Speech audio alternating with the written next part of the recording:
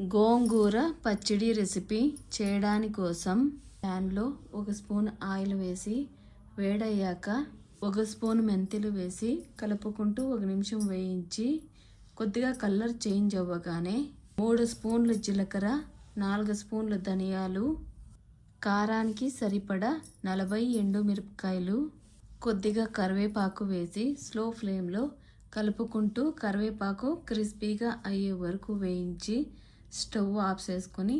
తీసి ప్లేట్లో వేసుకొని వేడి మీదే 1/2 స్పూన్ ఇంగువ వేసి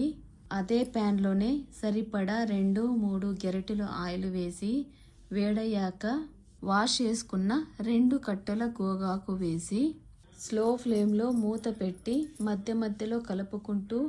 5-10 నిమిషాలు మగ్గించుకున్న తర్వాత 1 స్పూన్ సాల్ట్ పొడి వేసి గరిటెతో స్మాష్ చేసుకుంటూ మూత పెట్టి స్లో ఫ్లేమ్లో 5 నిమిషాలు మగ్గించుకున్నాక మిక్సీ జార్లోకి చల్లారబెట్టుకున్న ధనియాలు, ఎండుమిరపకాయలు, 1 స్పూన్ సాల్ట్ పొడి వేసి పౌడర్ చేసుకొని ఉడుకుతున్న గోగాకులో పౌడర్ వేసుకొని అంతా బాగా కలిసేలాగా మిక్స్ చేసి మూత పెట్టి 2 మినిట్స్ మగ్గనిచ్చి స్టవ్ ఆఫ్ చేసుకొని తీసి సర్వ్ చేసుకుంటే గోగాకు పచ్చడి రెసిపీ రెడీ.